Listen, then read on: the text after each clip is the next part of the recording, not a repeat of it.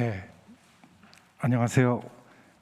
오늘 성가대에서 이렇게 멋진 성가로 지금 찬송을 들으니까 설교 없이 끝나면 이 예배가 정말 더 아름답고 은혜를 받겠다는 생각이 듭니다.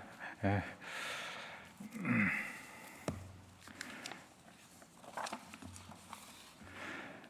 주님의 은총으로 인사드립니다. 부족한 저를 이곳 루스채플에 불러주심에 곽호철 담임 목사님과 교우님께 감사를 드립니다. 루스채플 하면 저에게도 그냥 가슴이 늘 심금을 울리고 대학 시절에 참 이곳에서 많은 모임과 또 집회를 하면서 친구들과 나누었던 그런 추억이 또 떠오릅니다. 또 그 당시에는 여기 지금 로비에 있는 그 해촌 선생님께서 그린 우리의 그 그림으로 그린 것을 그냥 무심코 봤는데 지금 잠시지만 이렇게 한 장면 한 장면 볼 때 더 심금이 울리고 정말 우리 민족의 정서를 이렇게 가득 담으시고 그 성경 내용과 우리의 그 갓쓴 분 또 여인네들의 그 모습들을 보면서 더 많은 감동을 받게 됩니다. 올 한 해를 마무리하는 늦 가을의 계절을 보내고 있습니다. 우리 모두는 사계절을 가운데 어느 계절을 또 유독 좋아하시는 분들이 계시죠. 여러분들께서도 나는 추운 겨울을 지나고 봄에 꽃이 피는 계절을 좋아하시는 분도 계시고, 또 뜨거운 여름철에 바다와 산을 다니면서 그 뜨거운 햇빛을 또 즐기시는 분들도 계실 것입니다. 또 추운 겨울에 또 눈이 오는 날 또 눈 덮인 산을 등산하며 또 겨울을 만끽하시는 분들도 계실 거라고 생각이 듭니다.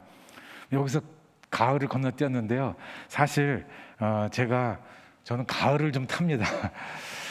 그래서 매년 가을이 되면 뭔가 그 가을에 대중가요 가운데 한 곡을 집중해 가지고 한 100번 이상 반복해서 듣습니다. 이번 가을에는 제가 7080 세대라 그런지 그 영화 헤어질 결심의 그 엔딩 노래로 나오는 안개 아시죠? 정훈이 가수와 또 아주 낮은 목소리로 같이 듀엣을 불렀던 송창식의 그 안개를 듣다 보면 안개 속을 이렇게 걸으며 애타게 사랑했던 그 사랑의 그림자 추억을, 사랑했던 사람의 그 추억을 떠올리고 또 외로움을 달래고 또 바람이 불어서 안개가 이렇게 거쳐 가야지만 그 외로움에서 그 추억에서 벗어날 수 있겠다는 그 절박한 마음을 표현하고 있습니다. 이 노래를 아주 수백 번 들었습니다. 그래서 저의 취향이 좀 올드하다고 하겠지만 어쨌든 저의 심금을 올리니 어쩔 수가 없는가 봅니다. 제가 아직도 BTS 노래들을 처음부터 끝까지 들어보지를 못했습니다. 또 가사를 또 잘 들어도 이해를 못하고 있는 것은 아마도 세대 차이인 것 같습니다. 우리가 찬송가에 익숙해 있지만 이 대중가요들 속에서도 사랑과 헤어짐, 그리고 이별, 기쁨과 또 외로움, 아픔으로 겪는 그 모든 인생사가 더 적나라하게 반영되고 절절함을 느끼게 합니다. 물론 원작자나 가수는 상품성을 위해서 만들겠지만 특별히 우리의 심금을 울린다는 노래들은 그 속에 그 절박한 마음과 혼, 곧 대중의 영성이랄까 그런 가사와 내용과 멜로디가 담겨 있음을 봅니다. 제가 구약의 시편을 과목으로 가르칠 때 항상 첫날 수업에 우리 민족 현대사에서 불려졌던 노래들을 이렇게 CD로 들려줍니다. 신라의 달밤, 또 선구자, 38선의 봄, 칠갑산, 이병열차, 또 양희은의 아침 이슬 이런 노래들을 들려주고는 바로 이 노래들이 한국의 시편들이라고 얘기해 줍니다. 그러면서 이제 시편의 한 학기 수업을 시작을 합니다. 어쩌면 3000년 전의 고대 이스라엘 백성들도 이 시편들을 성가로 부르며 그들의 민족적 애환과 고난과 전쟁과 또 재난, 또 개인적인 고통, 또 권력으로부터 피해, 또 부당하게 사기당했던 억울함, 이 억울함들을 하나님께 호소하면서 심판과 저주해 줄 것을 간절히 요청하는 그런 내용들, 그리고 사랑과 이별, 또 죽음, 축복과 번영 등이 절절히 담겨 있기에 오늘에도 시편을 읽게 되는 것은 아닌가 생각이 듭니다. 오늘 주일 본문들을 보면은 이사야서 65장은 전체 66장 가운데 가장 끝부분들에 있습니다. 이 17절에서부터 주님께서 새 하늘과 새 땅을 창조할 것이니 이전 것들은 기억되거나 떠오르지 않게 하겠다는 내용으로 시작합니다. 그래서 기뻐하고 즐거워하고 행복을 누리고 갓난 어린아이가 죽지 않고, 아마 그 당시에도 유아 사망률이 굉장히 높았겠죠. 또 100살에 죽는 사람을 젊은이라고 할 것이며, 이제 우리도 노령화돼서 장수하는 시대가 되었습니다. 또 자기가 지은 집에 들어가 살며 포도나무 열매를 먹을 것이고, 이리와 어린 양이 함께 풀을 먹으며 서로 해치거나 상하게 하는 일이 전혀 없을 것이라는 것을 확신시키고 있습니다. 구약 성서 전체를 보아도 이 같은 평화를 노래하는 장면은 매우 희귀합니다.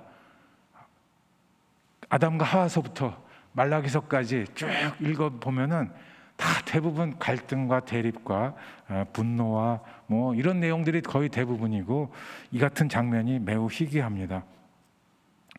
하지만 이 이사야서는 바로 오늘 읽으신 이 65장이 오기까지 바로 앞에서 민족적인 고난들과 심판들을 겪으며 결국에는 나라가 멸망하는 것을 겪었습니다. 그 고대 이스라엘의 땅 면적이 우리나라의 경상도와 전라도를 합한 것밖에 안 되는 작은 땅덩어리입니다. 또 지정학적으로 위에는 아시리아 제국, 또 바벨론 제국이라는 거대한 국가가 있고, 또 아래로는 이집트 제국이 자리 잡고, 또 서쪽으로는 지중해 큰 바다가 있죠. 또 동쪽으로는 요단강을 건너면 또 드넓은 무한한 사막이 펼쳐지고 있어서 약소 국가인 이스라엘 백성들은 전쟁이 나도 도망칠 곳이 없는 그 사면초가의 민족적 운명 속에 힘겹게 살아야만 했습니다. 마치 삼면이 바다이고 또 중국, 러시아, 일본의 강국들로 둘러싸인 한반도의 우리 민족의 운명과도 같았습니다. 그런데 약소국가인 이스라엘의 왕들도 내부적으로 보면 위정자들의 또 포갑 정치, 부패와 비리로 얼룩져 있고, 백성들은 또 아랑곳하지 않고 과도한 세금으로 또 착취하고, 가난한 사람들은 재판에서 지고 토지를 빼앗기는 등의 일들이 벌어졌습니다. 이런 상황에서 예레미야, 또 미가, 호세아와 같은 예언자들은 정의를 세우기 위해서 권력과 맞서며 제도를 개선하려고 애썼죠. 하지만 이 같은 노력들도 더 이상의 개혁과 개선이 힘들다는 판단이 들면서 바로 종말의 심판 사상이 등장합니다. 세상이 한번 망해봐야 새로운 세상을 기대할 수 있다는 것입니다. 우리를, 민족을 구원할 메시아가 올 것이다라고 하는 생각을 갖게 했습니다. 당시 종교 지도자들인 제사장들도 제밥에만 관심이 있어서 화려한 성전에 수금을 타고 제사에 올리는 짐승들을 번제로 태우며 하나님을 칭송했지만, 오히려 하나님은 이 같은 가식적인 제사를 거부하고 야단과 호통을 치며 심판하셨습니다.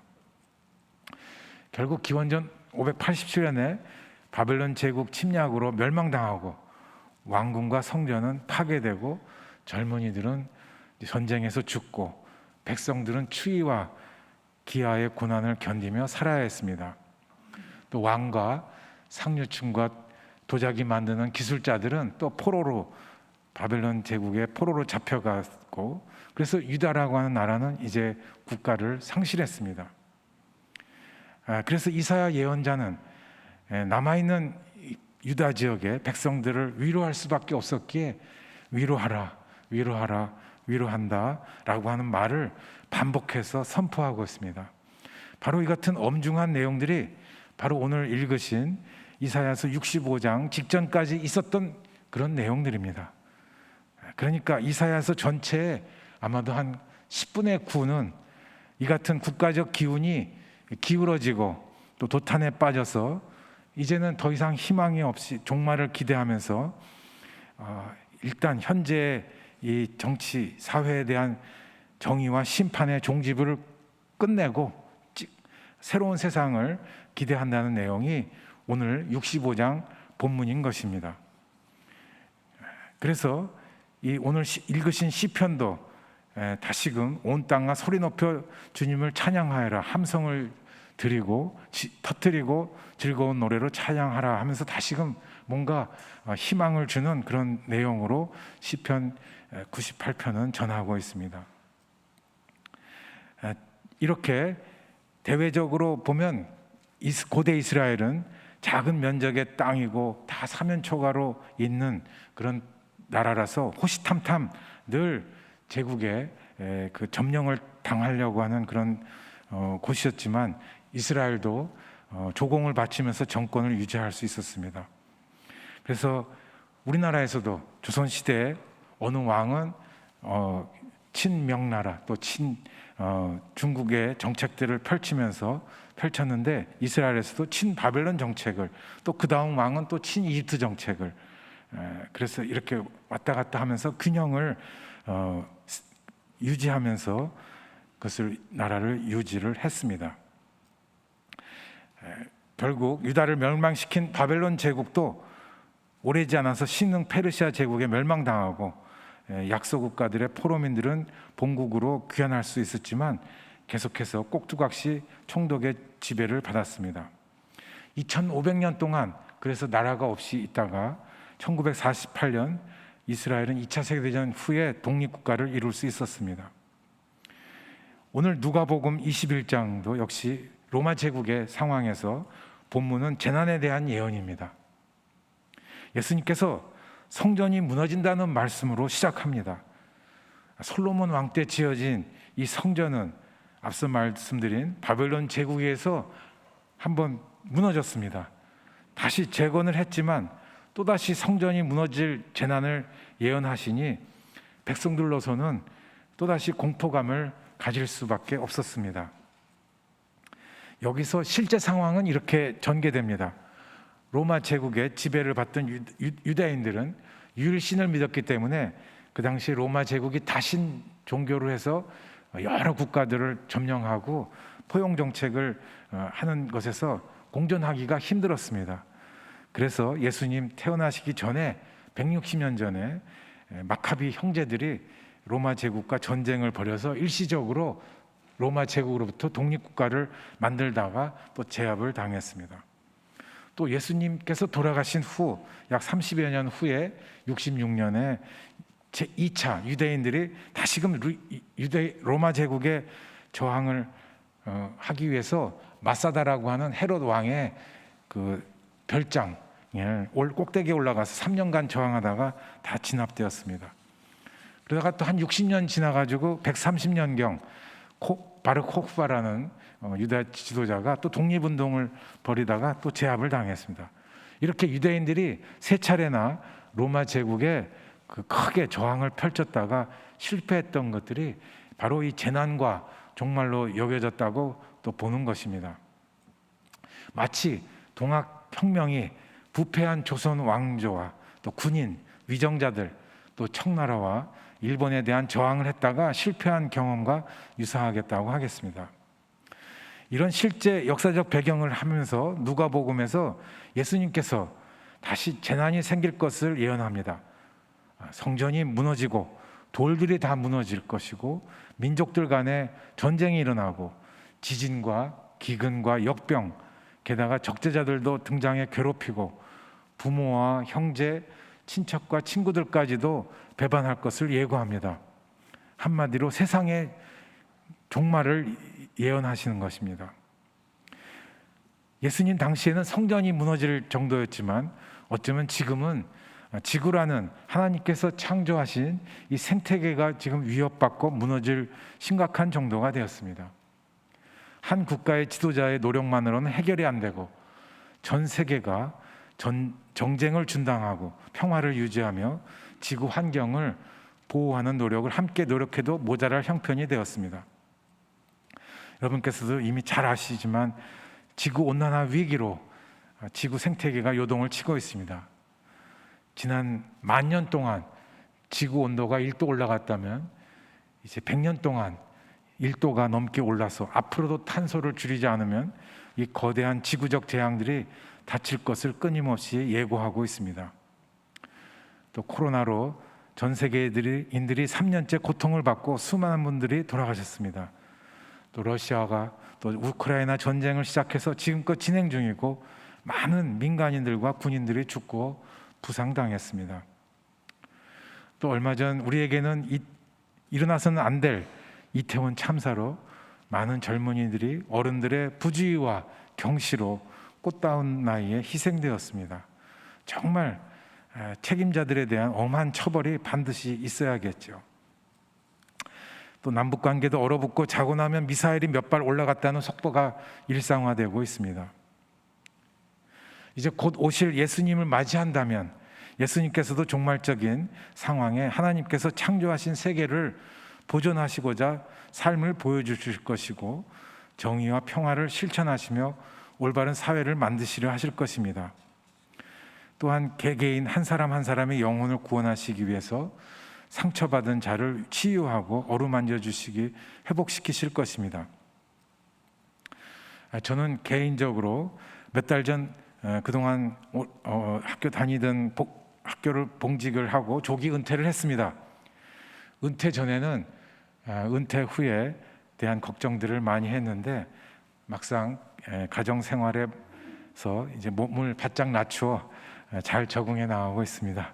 쫓겨나지 않게 해서 그래서 강원도 소도시에 살면서 지역 사회 그 생활 체육 이런 단체들이 있습니다. 그래서 거기에 들어가서 배우는 바가 아주 큽니다.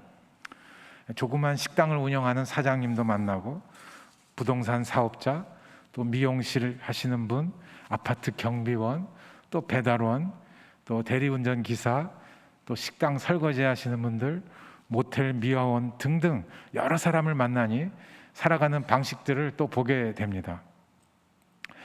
사회 취약계층이랄까, 이들이 겪는 일상의 어려움들은 매일매일이 생존이고 오늘을 놓치면 다음날 생활비를 걱정해야 하는 사람들이 많습니다. 특히 나이가 드신 어르신들은 앞으로 20-30년을 어떻게 살아가야 될지 더더욱 자신의 건강과 또 생존 걱정이 큽니다. 5년 후, 10년 후에도 이만큼 내가 생활비를 유지할 수 있을까라는 걱정이죠. 작업 조건들도 위험한 환경에 그대로 노출되어 있고 또 적은 임금에 또 시간당 일할 수 있는 노동 강도도 매우 세다고 하겠습니다. 그래서 하루하루를 정말 종말적으로 살아가고 있음을 느낄 수 있었습니다. 어쩌면 희망 없이 먹기 위해 살아가는 삶입니다. 하지만 이들 속에서도 서로들 김밥 한 줄, 귤 하나, 또 자판기 커피 한 잔을 서로 사주고 나누며 없는 사람들끼리도 격려하는 모습을 보면서 인간미와 정들을 듬뿍 느낄 수가 있었습니다. 어려움들 속에서도 최소한의 희망의 끈을 놓지 않았다는 것입니다. 이들이 바라는 것은 위정자들이 올바른 정치를 하고 또 사회적인 안정망을 잘 구축해달라는 요구들입니다. 사실 70대에서 90대에 이르는 어르신들은 산업화 시대에 많은 일들을 감당했던 산업의 역군들이었습니다. 하지만 이들에 대한 국가적 보호망은 여전히 취약함을 봅니다. 그간 교회와 학교라는 테두리와 연구실 속에서만 살면서 신학으로 이론으로만 살다가 뒤늦게 사회에 들어가 보니 이론과 현실의 차이가 있고 교회 밖에 사는 사람들이 매일매일 정말 종말적으로 살아가는 사람들이 의외로 많다는 것을 보았습니다. 경제적 측면이 크지만 또 사회 구원에 또 복지 구원의 손길도 시급하다는 생각을 합니다. 앞서 올 가을에 푹 빠져드는 또 한 곡이 지금 저에게 또 있습니다. 가수 김추자가 14개의 그 연속곡을 연속해서 절절하게 부르는데 그 가운데 석양이라는 노래를 계속 듣고 있습니다. 역시 어쩔 수 없이 헤어질 사람이지만 울먹이며 혼자 사귀면서 가야 할 사람, 또 돌아설 사람이라 안녕 이렇게 라고 노래 말할 수밖에 없다는 노래이죠. 우리 인생에서 삶에서의 석양은 어떨까요? 지는 해를 보면서 우리들 각자의 삶을 마무리하는 시기에 또 사랑하는 사람과 어쩔 수 없이 헤어져야 하는, 그래서 불교에서는 이를 애별리고라고 말합니다. 연인과 또 배우자 또 자식과 부모와 사랑하는데 헤어질 수밖에 없는 겪는 고통이죠. 헤어질 고통을 예상한다면 현재 사랑하는 사람과의 질적인 시간, 퀄리티 타임의 그 수준을 더 높이며 아름다운 추억들을 많이 만드는 것이 아닐까 생각이 듭니다. 앞에 두 가수의 노래들이 7, 80년대 산업화와 민주화 그리고 베트남 전쟁이라는 큰 갈등의 골이 깊을 때 어쩌면 대중들의 허탈한 마음에 활기를 불어넣어주는 역할을 하지 않았을까 하는 생각을 합니다. 1년의 교회력을 보면 우리가 성탄절, 또 공연절, 사순절, 부활절, 성령절, 또 대림절 이렇게 진행이 되는데 지금은 석양의 때입니다. 성령절의 마지막 끝부분에 있고 아마 다음 주부터 한 달간은 이제 성탄절, 대림절로 들어가게 되죠. 오늘 이사야 65장 본문도 국가적 쇠퇴와 멸망이라는 심판을 겪으며 석양의 때를 보냈다면 누가복음의 예수님 말씀도 공생애를 보내시고 마무리하는 해가 기우는 석양의 때로 제자들에게 마지막 당부를 하는데 긍정적이고 축복의 말씀보다는 재난과 심판의 종말을 말씀하고 계십니다. 예수 자신을 믿는다는 것이 단지 복받는 종교가 아니라 정의와 평화를 실천해 가는 것이니 자기 때문에, 예수님 때문에 받을 고난들을 헤쳐나가라는 역설의 말씀인 것입니다. 바로 위기 속에 희망이 있다는 것입니다. 성탄절을 한 달여 앞두고 장림절 혹은 대림절, 곧 예수님을 기다리는 이 대림절 바로 직전에 오늘의 성경 본문들이 종말과 심판, 또 새하늘과 새 땅이라는 내용들을 제시하는 것은 예수님이 오시기 전에 자신들을 돌아보고 또 이웃과 사회와 공동체 또 국가를 돌아보면서 위기 속에서도 정의를 세우고 그 속에서 새로운 희망을 가지라는 메시지를 주시는 것입니다. 성탄절이 행사가 아니라 진정 우리 사회를 아름답게 가꾸고 또 지구 환경을 지키고 보존해야 할 과제들까지 생각하며 예수님을 맞이한다면 더더욱 의미를 갖는 성탄절과 연말이 될 것입니다.